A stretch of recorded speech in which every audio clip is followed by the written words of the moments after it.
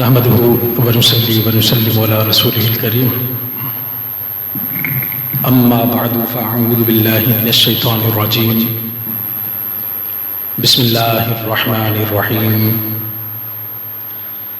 ربنا اغفر لنا ولإخواننا الذين سبقونا بالإيمان صدق الله مولانا العظيم وبلغنا رسوله النبي الكريم الأمين الرؤوف الرحيم قال الله تبارك وتعالى في شان حبيب الرحمن مخبرا وآمرا إن الله وملائكته يصلون على النبي يا أيها الذين آمنوا صلوا عليه وسلموا تسليما الصلاة والسلام عليك يا سيدي يا رسول الله وعلى آلك وأصحابك يا سيدي يا رحمة للعالمين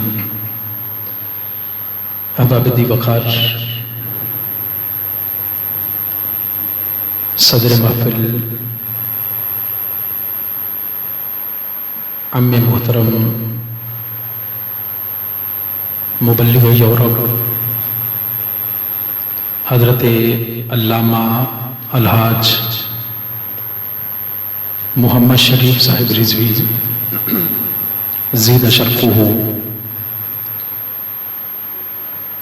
اور پیارے مامو جان حضرت مولانا حافظ محمد عدنان المصطفیٰ صاحب دامت برکاتہم العالیہ، برادر مکرم خطیب ذیشان مبلغ یورپ حضرت علامہ مولانا قاری محمد ذیشان شریف صاحب رضوی زید مجدہ، آج ہم یہاں پہ خالہ جان کے ایصال ثواب کی محفل میں حاضر ہیں۔ دعا ہے رب ذوالجلال آپ کے درجات کو بلند تر فرمائے اور لواحقین کو صبر جمیل عطا فرمائے۔ الحمدللہ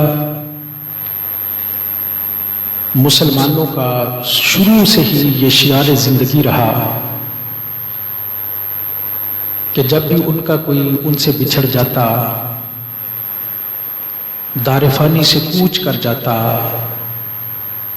داعی اجل کو لبیک کہہ جاتا، تو اپنے اس عزیز مسلمان مرنے والے کے لیے وہ دعائے مغفرت کیا کرتے ہیں۔ یہ جو آج چند سالوں سے یہ ایک پروپیگنڈا کیا جاتا ہے کہ یہ دعا کرنے کا طریقہ یہ نیا انہوں نے بنا لیا ہے، ایسا نہیں ہے۔ رب کائنات نے قرآن مجید فرقان حمید میں اہل اسلام کا جو طریقہ تھا وہ ارشاد فرمایا کہ وہ اپنے رب کے حضور عرض کیا کرتے تھے۔ یہ آج کی بات نہیں ہے، دیکھیں نا، کم و بیش 1450 سال ہو گئے قرآن مجید فرقان حمید کو نازل ہو گیا، اور اس سے پہلے جو اسلام والے تھے، پہلے جو مسلمان تھے، رب کائنات ان کا طریقہ ارشاد فرما رہا ہے کہ وہ اللہ کے حضور عرض کیا کرتے تھے، ربنا، اے ہمارے رب، اغفر لنا، ہماری بخشش، اے ہمارے رب ہماری بخشش فرما، ولی اخواننا، اور ہمارے بھائیوں کی بھی بخشش فرما۔ کون سے بھائی؟ جو ان کے ساتھ شب و روز رہا کرتے تھے، زندہ تھے، دن رات ان کے ساتھ بتاتے تھے، گزارتے تھے، ان کے ساتھ اٹھتے بیٹھتے، کھاتے پیتے تھے، ان کی بات ہے۔ فرمایا نہیں، الذین سبقونا بالایمان، مولا ہمارے وہ بہن بھائی جو دار فانی سے کوچ کر چکے ہیں، جو مسلمان تھے، الہ العالمین جو ہم سے پہلے ایمان والے تھے، ان کی بخشش فرما۔ تو پتہ یہ چلا کہ یہ کوئی آج کا نیا طریقہ نہیں ہے دعائے مغفرت کرنا، یہ شروع سے اہل اسلام کا طریقہ چلا آ رہا ہے کہ وہ اپنے مرنے والوں کے لیے دعائے مغفرت کیا کرتے تھے۔ اور آپ دیکھیے نا، انبیاء کرام علیہ السلام کا جو طریقہ ہے وہ بھی تو یہی ہے۔ قرآن مجید فرقان حمید میں کئی انبیاء کرام علیہ السلام کی دعائیں منقول ہیں، اور صرف ایک بات پہ اکتفا کرنے والا ہوں کہ حضور سیدنا حضرت ابراہیم خلیل اللہ علیہ السلام انہوں نے اللہ کے حضور دعا کی ربنا اغفر لی ولوالدی وللمؤمنین یوم یقوم الحساب.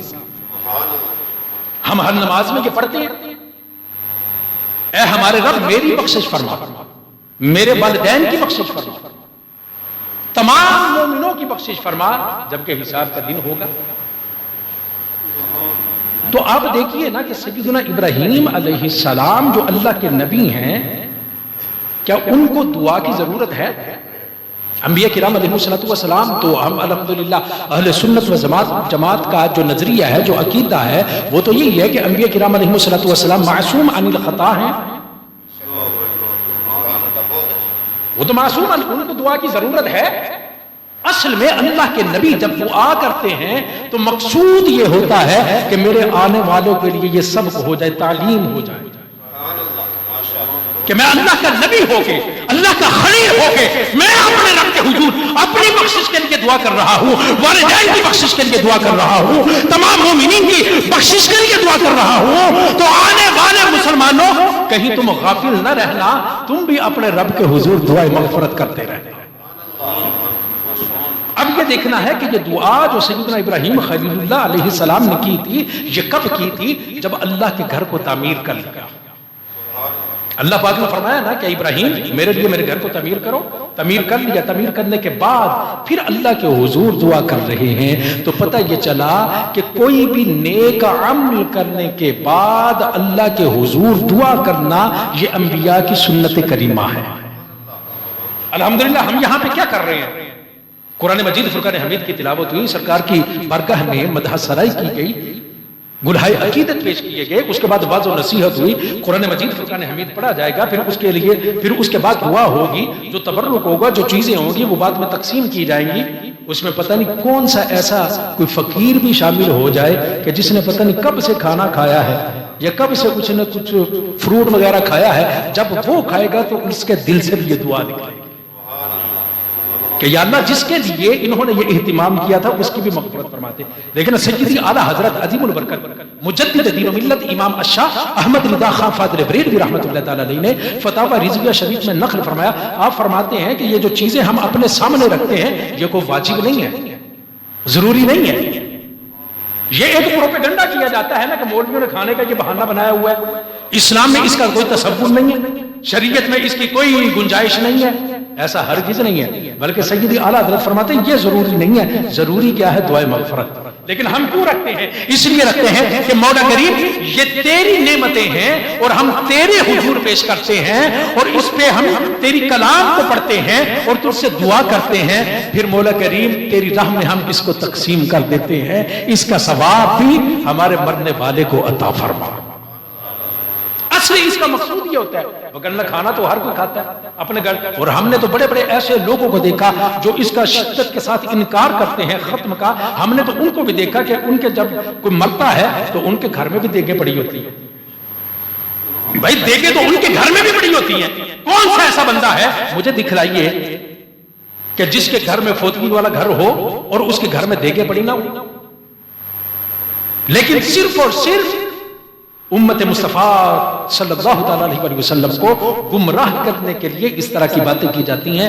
اس پہ کئی پہلوؤں سے گفتگو ہو سکتی ہے لیکن وقت کی نزاکت کے پیش نظر اسی پہ اکتفا کرتا ہوں اور میں اب خود دعوت پیش کرتا ہوں خطاب کے لیے